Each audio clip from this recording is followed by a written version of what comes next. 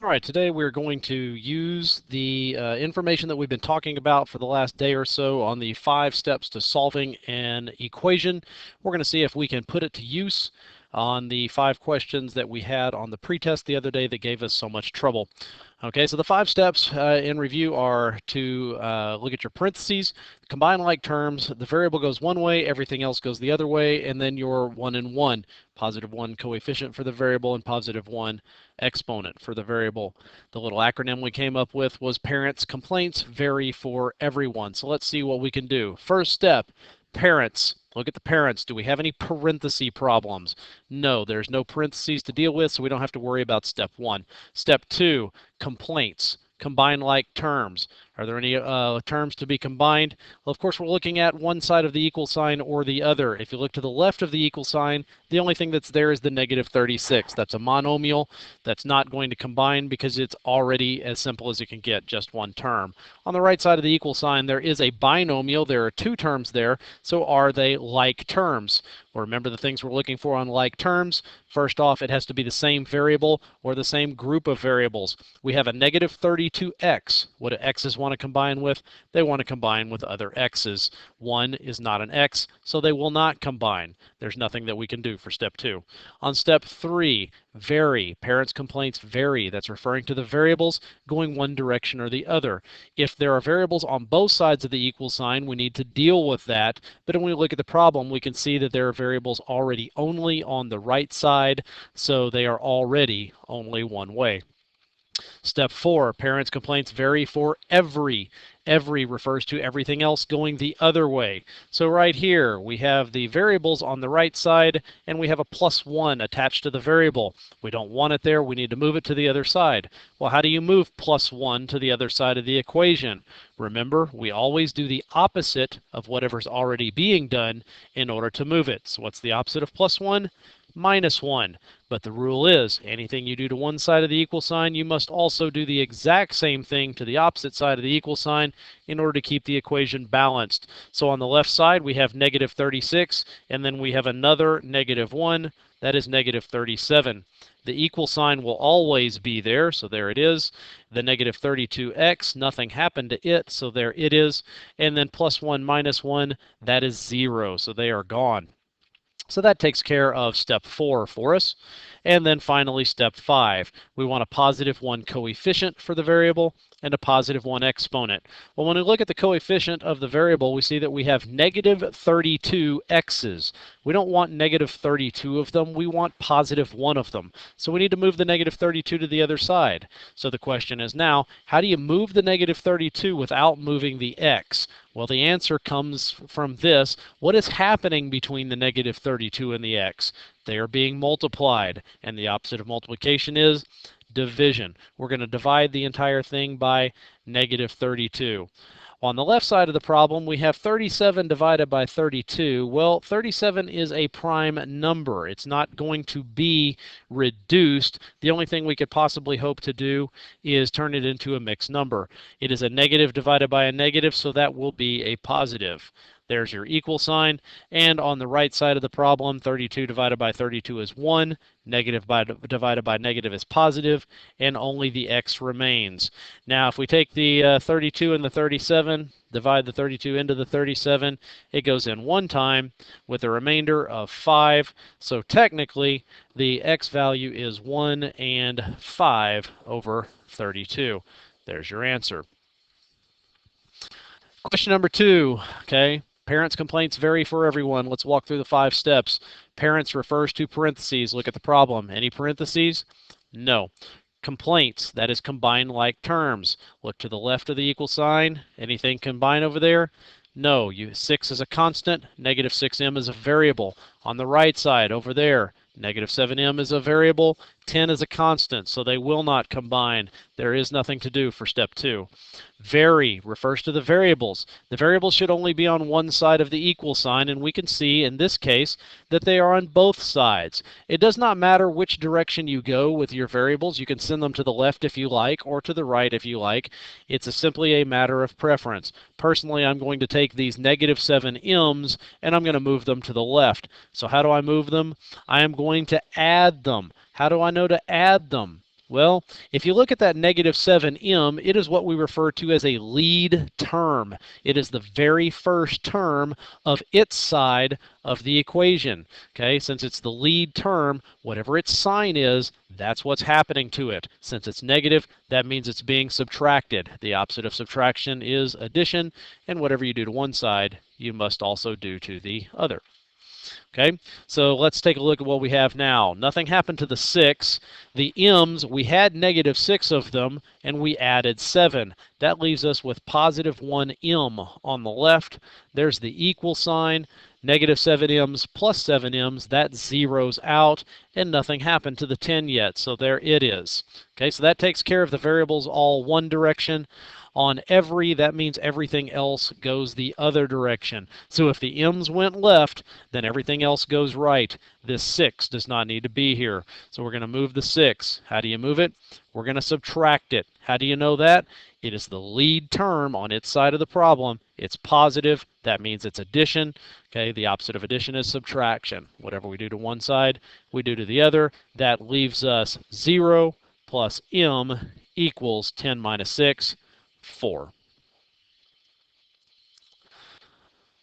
Problem number 3, a little bit more complicated looking, but the steps remain the same. Parents, that is parentheses. Are there any parentheses in the problem? No. Complaints, combine like terms. Well, when you look on the left side of the problem, we got plenty of terms to have a look at, so we probably better see if we have any like terms in there. Okay, so what I do typically is I use underlines to help me keep everything straight, make sure I don't lose any of my terms, and I see a 14. 14 is just a constant. What do constants want to add or subtract with? Other constants. Let's look and see what we have. Ah, there's a plus 3. And notice I did underline the sign in front of the 3, which was the plus. Remember that signs belong to the value that follows them. So I've got a 14 and a 3. That is 17. Okay, now I'm just going to go to the next first term that I haven't underlined yet, which is the negative h. And remember, the minus sign belongs to the h that follows it. What do h's want to add or subtract with? Other h's. So there are some more there. We have negative 1h and 4 h's. That is positive 3 h's. There's the equal sign. On the right side, we have h and 5. Those are not like terms. They will not combine, but that takes care of step 2.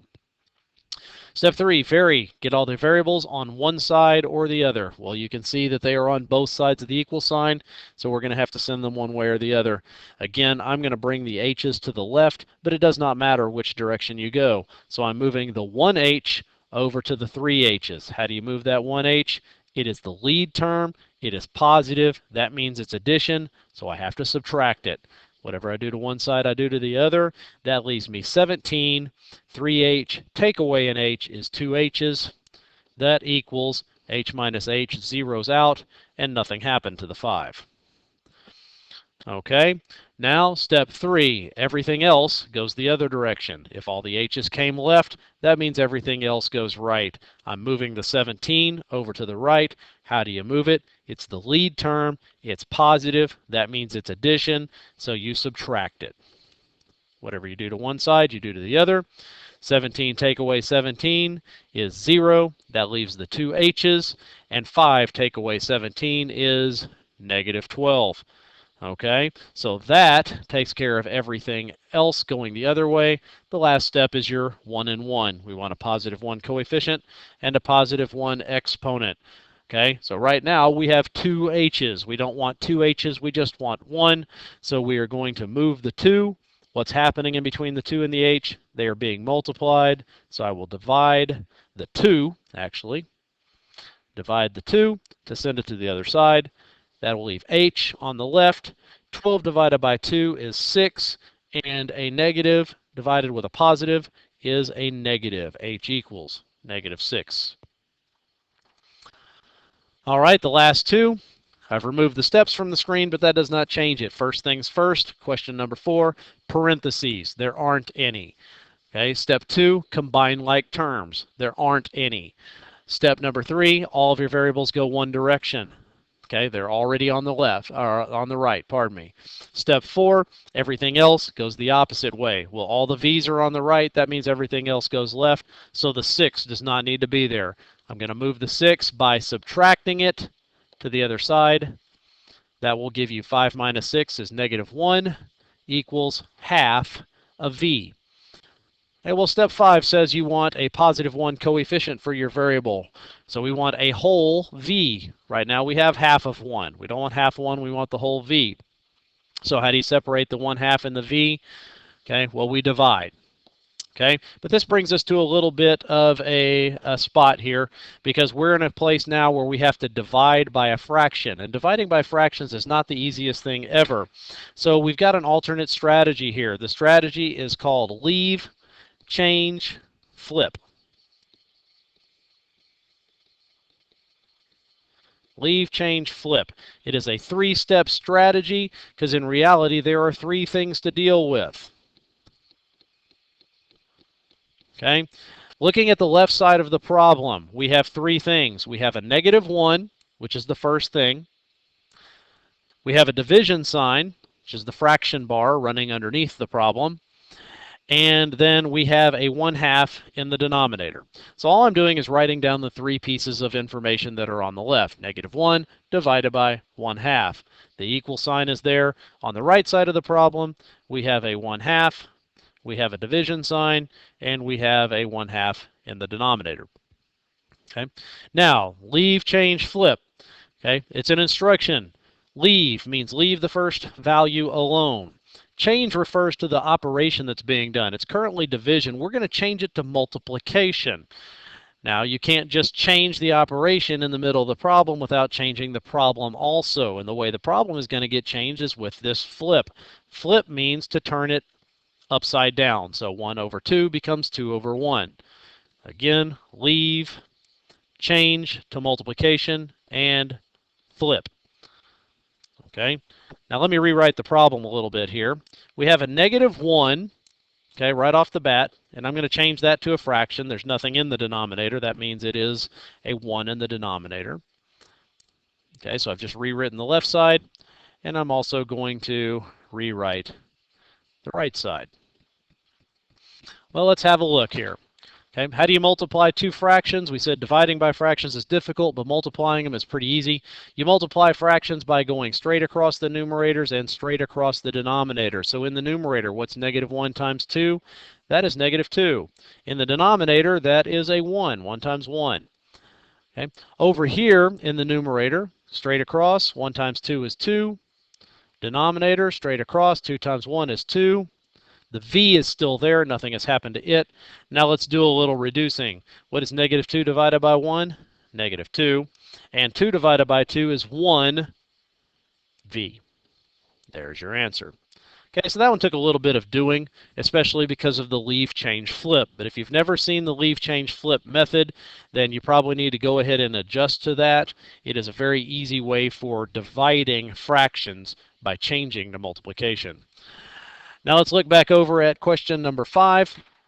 Okay, this time we get a new problem because step 1, okay, parents, parentheses. There is a parenthesis issue there. Okay, so this negative 3 that is being multiplied by the set of parentheses, it needs to hit everything inside of the set of parentheses. Well, negative 3 times negative 6 is positive 18, and the y is hanging on for the ride. Negative 3 times positive 1 is negative 3. That equals 4y plus 39. Step 2 would be to combine like terms. There are no like terms to combine. Step 3 would be to get your variables together. Well, we can see we have variables on the left and on the right, so we're going to move one or the other. I'm going to move the 4y over to the 18y. Since the 4y is positive on the lead term, I will subtract it. 14y minus 3 equals 39. Step 4 is to move everything else the other direction. Well, if all the y's came left, then everything else is going right. So the plus 3, or the minus 3 needs to move by adding it. That gives you 14y equals 42. And lastly, your 1 and 1. You have 14 y's, but we don't want 14 of them. We just want 1. So we got to separate the 14 and the y. They are being multiplied, so we divide in order to split them up. That'll leave you just y on the left.